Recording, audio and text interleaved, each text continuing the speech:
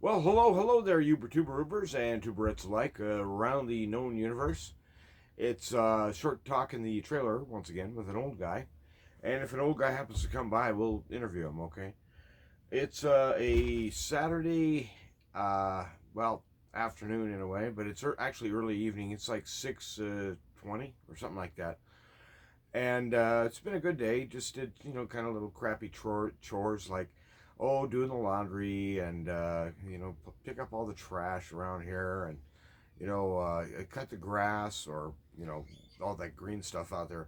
I got this stuff. I could show it to you if you care, but anyway, it's called Weed and Feed, and I really don't know how one mixture can do two things like that, where it would be like feeding the grass, so you'd end up with like Schwarzenegger grass, and at the same time kill off the weeds. But I dosed it. I think it was probably last weekend, and so I put down a nice little layer, here and there, and then lightly sprinkled it just a little bit to let those little white pellets, because some of them are about the size of a BB, kind of stick to the ground so that they don't just go rolling away somewhere.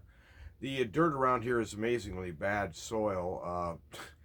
I've had this issue with grass all my life. I grew up in Albuquerque, and I used to go out in my dad's backyard. Well, actually, it was my mom and my dad's house, and I would sit there with the garden hose trying to water the Bermuda grass because it seemed like the thing to do. I wanted a green spot where we could play. We'd play like kind of sort of like football or kind of some sort of game where you're tackling each other or whatever. Kid stuff. And I swear the water would literally beat up and roll off. The dirt never even got wet. Well, I think I got the same dirt out here in the front yard. So the short version is down here in southern New Mexico, the really the only kind of grass that grows is something called Bermuda, which by and large, I mean, the stuff's almost impossible to remove. If you really don't like Bermuda, well, too bad, because I mean, you probably need something like an atomic bomb to get rid of this stuff. But I can't grow it. I can walk down the road on an area where nobody ever waters anything. Nobody ever cares for this grass, and this Bermuda is just thriving, rooted down and green and vibrant and stuff. And the stuff over in my front yard, even with fertilizer, just kind of lays there all wimpy like. And so I just think, well, I tell people I have a brown thumb, that I can take fertilizer, sunshine, and water and kill a plant in about 3 weeks. But I thought, well, I'll try some of this, stuff. It's probably got all kinds of horrible chemicals in it. I have no idea what's in this stuff. But it's one of those deals where I I have this little green patch out there, and it doesn't really amount to much. I think you probably have seen it in previous videos, like last year or in the spring. I shot several of them out there while I was watering or whatever. Sometimes I'll do a video right up there on the front porch step. Anyway, the green spot, however lame it is and however wimpy it is one of the larger green spots in the whole little trailer park I live in. The nobody around here does a thing to try to grow grass, and it's sort of a strange thing. I used to think about this when I was younger, that people spend all this time and effort and money and water and and fixated on trying to get a green lawn. Why? Well, if you ever get a really green lawn, a strong turf, rooted down and stuff, it'll choke out the weeds. And so all you got to do then is get a mower and keep the grass from getting entirely out of control. Because whatever you put into an area, you never end up with empty ground. It always fills up with something, even if it's just litter. And I try to keep all the litter and trash. The wind around here lately has just been nuts. And in the springtime, it's like that in southern New Mexico. But you get these brown skies and stuff. And so anyway, I was thinking about things today. I thought, well, it's the day before Easter. Yesterday was Good Friday. I did not go to. There was a church service in the evening that I did not attend, and I don't think there is any kind of church service today. But I will go in the morning to a church. You need to go on down tomorrow. It's Easter morning. Get the let out. But it's one of the great days of one of the great holidays of the Christian faith, the day when Jesus essentially busted out of the tomb, And the famous Shroud of Turin. There's all kinds of interesting information about that. And I watched one the other day, which you kind of scratch your head and go, "What?" And so these guys, these detectives, were looking at the shroud, and somehow or another they got a hold of a very tiny, like a microscopic blood sample off the shroud, I guess. And so anyway, they ran DNA tests on the thing to cross match it, trying to find Jesus's living relatives. You see, and his family members. He had brothers and sisters. He had a mom and dad. Of course, his dad's genes wouldn't have shown up in him, but never mind that. The point being that these guys were ostensibly looking for these modern day people. So the weird part is they finally narrowed it down and said, well, we figured out which group of people he's from. It's the Druze. The what? The Druze. You can look them up. They're this sort of like, it's almost like a weird cult of some kind. They're a little bit like Theosophists or something, I guess. Yeah, they're monotheist, but they're not Christian at all. And in fact, they're not Jewish either, and they're not Muslim. But they did shear off from a Muslim sect when? About 1100 AD. What? So the Druze formed as a people, as a recognized people group, and see, they only marry and intermarry inside their little club there. So me as a white guy, I couldn't just walk up and say, hey, I just decided I want to become one of you guys. I want to be a Druze. They'd say, bye-bye. So kids are only born one Druze meets I guess a Druzette.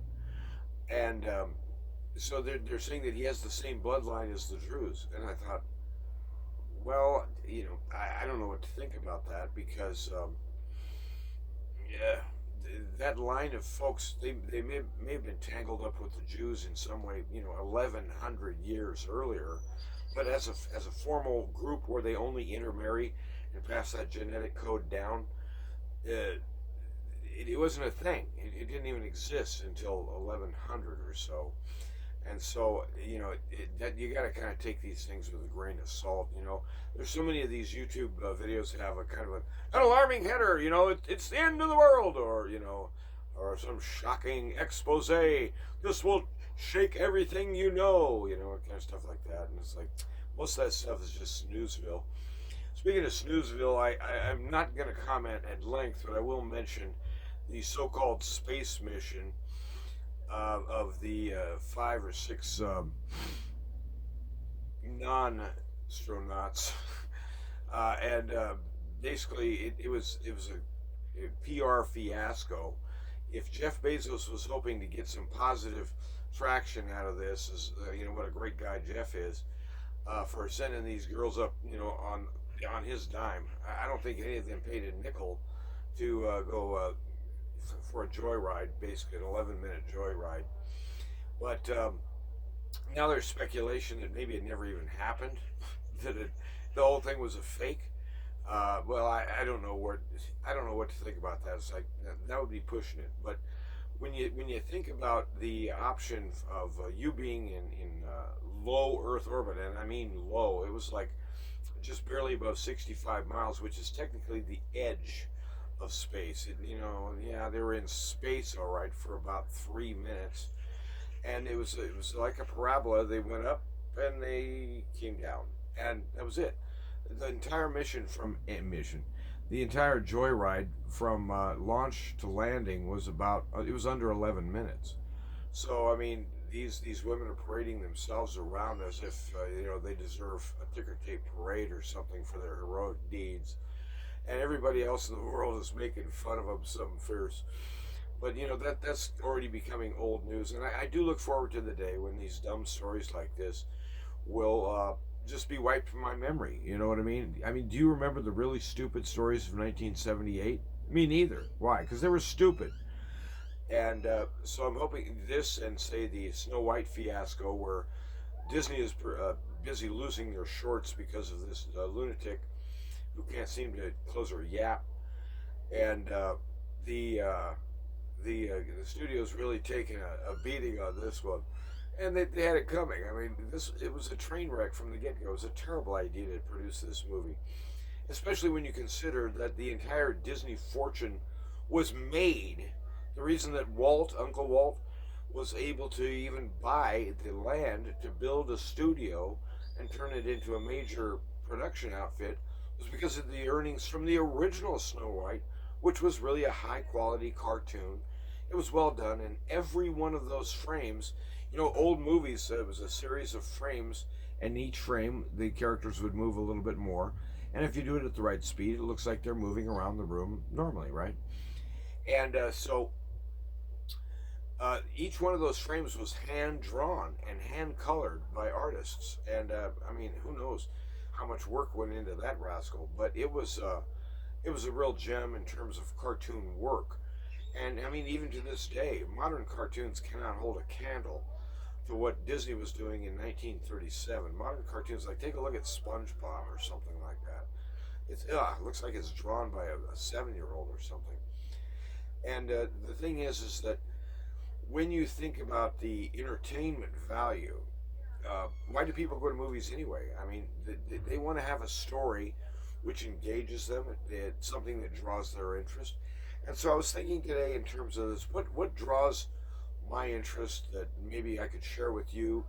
What draws your interest that you could share with me? We got the comment section down there, and I think that the sort of things that draw my focus is the weirdness of our world as it relates to everyone is kind of walking around. As an example, this is just one example, feeling bored. We live in one of the most fast-paced, action-packed environments there could be in terms of news and new junk to think about, and what happened in China today, and what's going on between the USA and Russia and Ukraine, what's going on between the USA and Iran, what's going on in Israel, et cetera, et cetera, et cetera. I mean, you could just become a 24-hour news junkie and you would not be able to keep up. But at the same time, there's a net feel that it's boring. I've heard all this. Yeah, yeah, yeah. I don't want to go there. I'm not going to become, just one of these people who's soaking up data for the sheer enjoyment of it. If this news bears no uh, impact on my life or whatever, if it doesn't change what I do from day to day, did I even really need to know it? I mean, the fact that there was a earthquake in Pakistan and 283 people perished or whatever it was, did I really need to even know that? And so our parents had a much slower world in that sense. Their worlds were linked to radio and newspaper, basically. And so if you look at old photographs taken in like the 20s and 30s in the USA, say on a subway or at a public place, everyone's got their newspaper open and their nose is in there, and it's kind of like their version of the cell phone. When you have an inundation of information, you have to devote a lot of time and effort to decoding it and remembering it and talk about it and whatnot. But the net result, it's all the same stuff. It's just the same mumbo jumbo, kind of recycled over and over. It's a little bit like what we were just talking about with the Rachel Z and the other fiasco that when you end up with everybody just sort of yawning at the exploits of Katy Perry and her outrageous claims to now be a full tilt astronaut by virtue of gone essentially on a joyride for 11 minutes. Um, it dulls you down. It makes you a little on the snoozy side, it seems to me. So I got to thinking, well, today is Easter, okay? So the good news of the Bible, we've talked about this, is not that God loves you. That's not it, although it's a part of it. The good news of the gospel is that in light of the news, which is that the kingdom is at hand. The kingdom that we've been waiting for, that shining city on a hill, that beautiful golden place where things make sense. And it's not full of corrupt politicians, and there are no red lights there, by the way. And I don't think they have cats either. But some people would probably want cats around in heaven. Ugh. But anyway, the point being, that domain that we've all kind of been waiting for and hoping for in one way or another has arrived. And it's like, well, we look around and go, well, I don't see it. We don't see it. It's an invisible kingdom, but it's still real. And so the reality is that we have been pulled out of our old lives, through or into death, and out of death on the other side. The same power of resurrection, which by which Jesus Christ stood up again, and that Sunday morning, is at work in His people today, and His people are aware of it. They know it. And so there's something to talk about on a Sunday morning. There's something to talk about on a Saturday afternoon. I was watching a Babylon Bee thing today briefly. The devil, some guy wearing horns, is up doing a news conference. It's Sunday morning, and I'd like to announce that our side won. That we took down the Son of Man, the Son of God, and he's dead. And so very near the end of the so-called press briefing, another guy walks out, whispers in his ear, and the devil goes, "What? What happened?" And so the news is that the king woke up.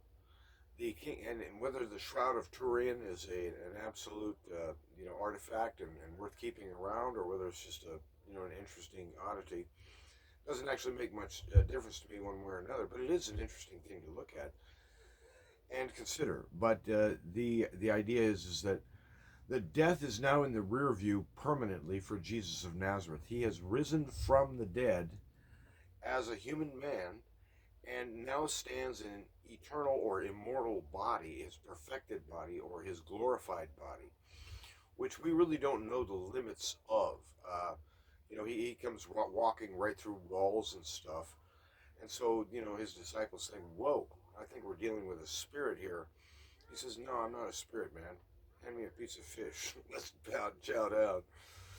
And so the good news that the kingdom has arrived links up with the good news that Jesus is busted out of the tomb. And insofar as that means that the kingdom now is in a new way being applied into the lives of His people, and that the same resurrection power, like I said, is stirring hope and faith and trust in us, and yes, even love. Love is a very important part of the scriptures. Definitely, I'm not trying to minimize that, but I'm just trying to say that the way that it's presented so often, less a motif of judgment or of God Himself being honored and glorified. I mean, in the Westminster Confession, and I do like the WCF, in the Westminster, what is the chief end of man? This is one of the few questions I actually know the answer to. What is the chief end of man? In other words, what's it all about, Alfie? Why are we here? What are we doing? What's our mission, And does anyone know? And so, when you look around on YouTube, and if you're thinking about a given YouTube video, what is the chief end of man? Apparently it is to grump about narcissistic multimillionairesses. The entire job of man is to mock absurd women who take themselves altogether too seriously, or whatever. No, that's not what we're about, although it is fun. The idea is that we are to glorify God, that's number one, and B, enjoy Him forever, now and forever. To glorify God and enjoy Him forever, that's the answer. And so the glory of God is something that by and large we almost never even attend to. I mean, it just doesn't pop up on the old mental radar, does it? I mean, if you think about certain concepts like God is light, God is a consuming fire, God is an invisible, eternal, immortal, omnipresent spirit who possesses all knowledge and all wisdom. To glorify Him doesn't mean walking around just going like a parrot, glory to God, glory to God, glory to God. Not necessarily, but I guess parrots could do that, and I guess that would count. But no, to glorify God is to point Him out and to think, that's the singular one right there. That's the center of reality Himself. From Him is proceeding the very reality and the power to be, and the power to live, and the power to think, and the power to remember. From Him is proceeding every day of our life. Every breath you've ever taken, He knows the total number that you will take. Every heartbeat that goes on in your chest, He knows how many more you've got before you're out. And so he carries this knowledge with us, and he guides his children in this new resurrection pattern, which is to focus on Jesus and to talk about the glory of the King of Kings, that is Jesus. And so we glorify God by pointing at Jesus and saying, "Behold the Lamb who has come to take the sins of the world away." So anyway, I just wanted to kind of talk about some of that today a little bit. It's a Saturday, I guess, evening now already, and I just was thinking about that today. That I thought, well, I should probably do a little bit of a video because, well, why not?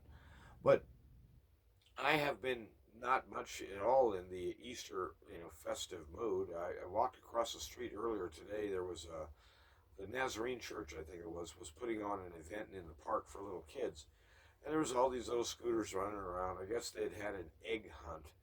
I don't really know how you hide eggs in the middle of a park. I mean, duh, it's laying on the grass. But that's pretty darn easy to find those eggs. But I wasn't actually there, so I don't know what the event consisted of. But I could have, if I'd cared to, met with the Easter Bunny and perhaps taken a selfie. But I somehow avoided the temptation. But anyway, I thought it was good of the Nazarenes to come out and put on an event for the town, because it had a pretty good turnout. There was probably, I'm guessing, 200 little kids roaming around, and of course their parents, and all the cars involved.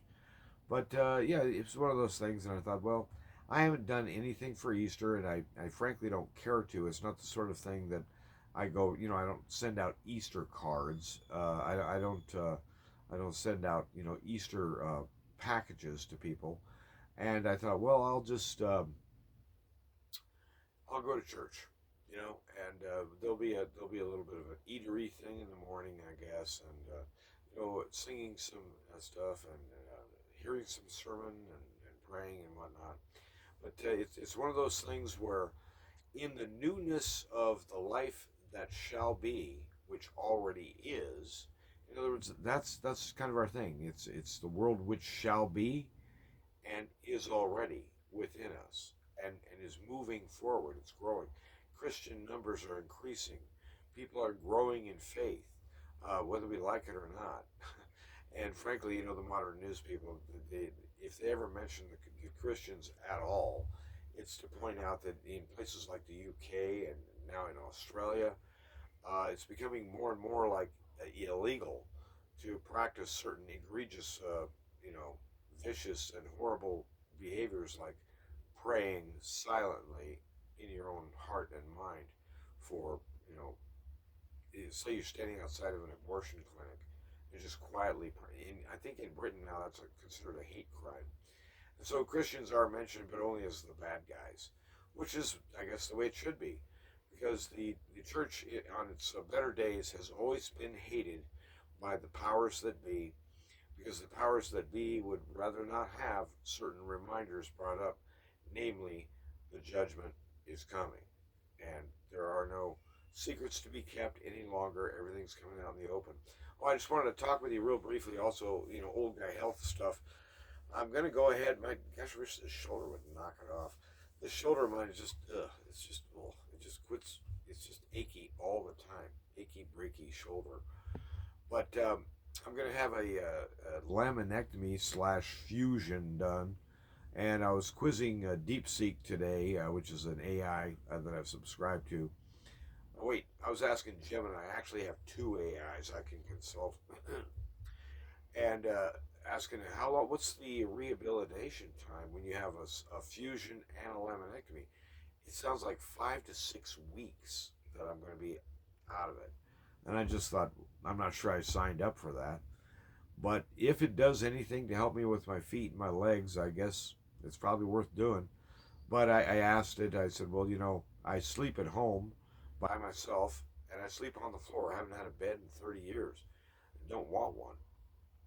and asked, well, will I need home care? Can I take care of myself? Like, what if I want to get up and brush my teeth, or look around in the fridge for some ice cream or whatever in the middle of the night? Will I be able to get out of bed in one piece? And it said, if you're laying on the floor, probably not. So I may end up back at my friend Diane's house. I don't know. She was very good to have me in earlier in the year when I was so busy freezing my off and just losing my mind over here. But I just boy, I thought 6 weeks. Ugh. Yeah. But that's I guess that's what you got to do. So anyway, I'm not looking forward to that part, but maybe I can make a whole bunch of videos. Here's another old crippled guy video. Ow, ow. How many times can you say "ouch" in a video? I don't know, but I guess we'll find out. But anyhow, it's good getting with you a little bit, and thanks for watching. Thanks for tuning in, and hello to you out there, you faithful friends.